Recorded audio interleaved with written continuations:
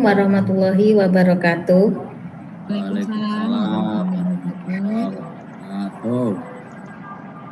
Senang sekali bisa bertemu dengan Bapak Ibu CGP hebat pada kesempatan kali ini, yaitu dalam rangka Loka Karya 7 panen hasil belajar. Bagaimana perasaan Bapak Ibu?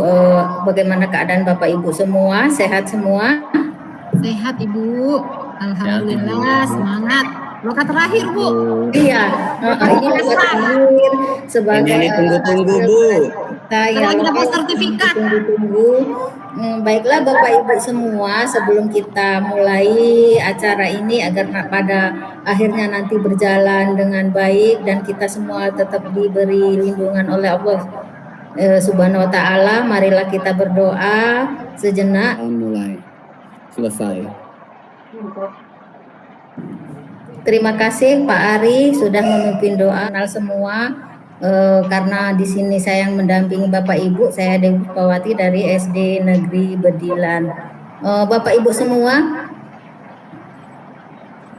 untuk Loka Karya pada hari ini, apa sih tujuan yang ingin kita capai pada Loka Karya yang ketujuh ini? Yaitu tujuannya adalah agar CGP dapat menjelaskan proses yang dialami dan berbagi praktik baik yang didapatkan dalam mengembangkan program yang berdampak pada murid serta capaian selama 6 bulan mengikuti program pendidikan guru penggerak ini.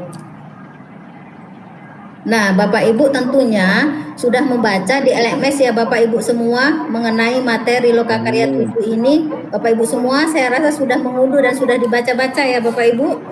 Sudah Bu. Sudah Bu. Nah, Bapak Ibu saya ajak sejenak untuk bercerita. Nah, untuk pertanyaan yang pertama, menurut Bapak Ibu capaian apa saja sih yang sudah ditempuh selama 6 bulan ini? Silakan kepada rekan-rekan yang ingin bercerita.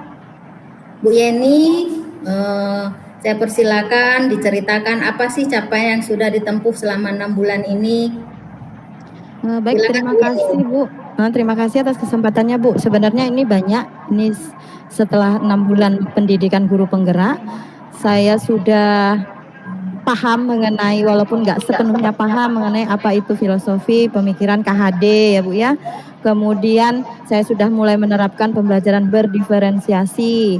Kemudian saya sudah memulai gerakan untuk memberdayakan komunitas praktisi di sekolah seperti itu Bu. Itu sih yang secara garis besar yang masih saya ingat Bu. Oh ya, beri aplaus untuk Bu Yeni, luar biasa capaiannya.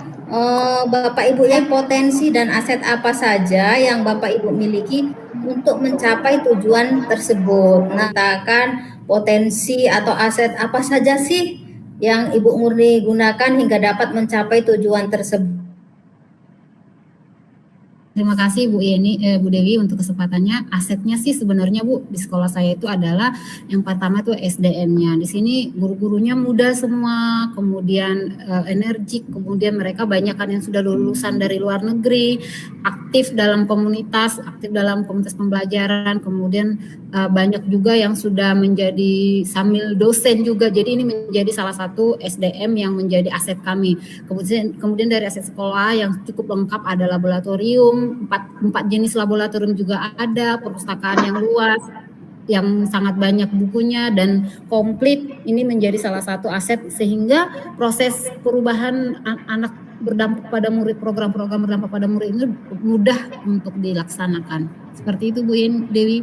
Terima kasih Bu Murni, beri aplaus dulu kepada Bu Murni dan memang luar biasa sekali sekolahnya Bu Murni ini, asetnya luar biasa. Ari Irawan menceritakan apa saja sih kendala yang ditemui. Terima kasih atas waktunya Bu Dewi.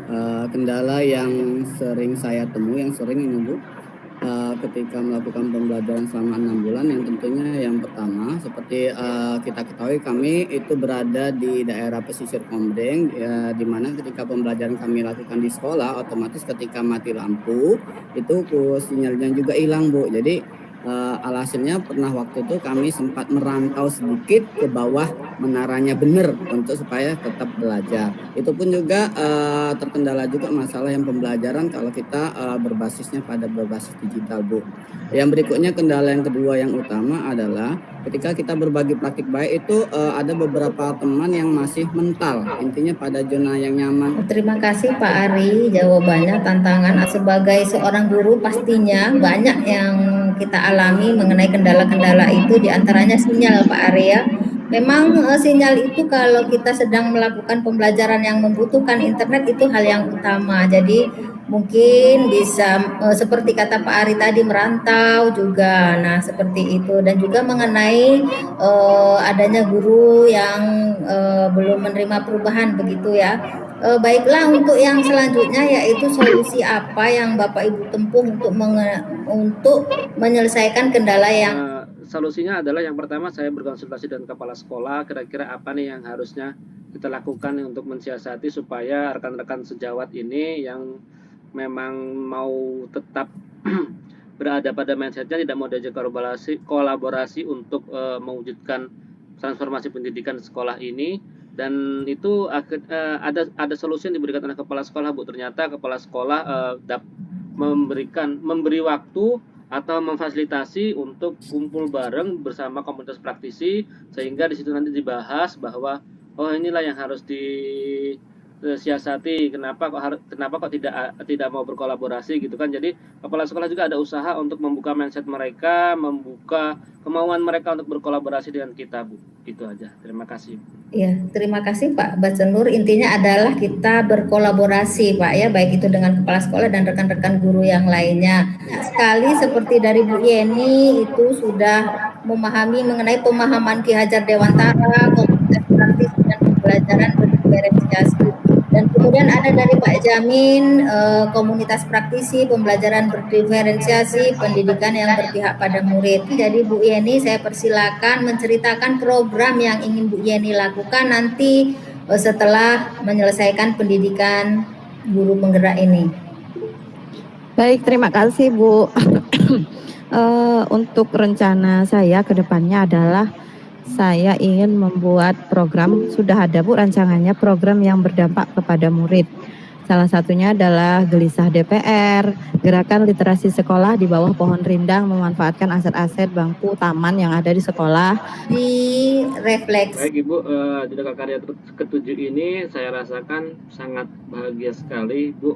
Karena apa? Ternyata setiap apa yang dipelajari selama beberapa bulan yang lalu itu telah kami aplikasikan dalam pembelajaran kita. Hingga di titik ini di Lokakarya ke-7 banyak sekali pembelajaran di sini sudah tercapai. Bisa diceritakan Pak Jamin sudah tercapainya bagaimana? Ya, terima kasih Bu. Kalau menurut saya setelah mengikuti Lokakarya 7 ini Bu, panen raya ini banyak sekali pengalaman-pengalaman yang saya peroleh Bu, wawasan-wawasan dari teman-teman ya, yang tadinya belum ada di sekolah kita. Setelah ada teman kita yang menyampaikan seperti ini, nah dari situ bisa kita adopsi, bisa kita ambil, bisa kita terapkan di sekolah kita Bu. Menurut saya tadi sudah tercapai dan banyak. Terima kasih.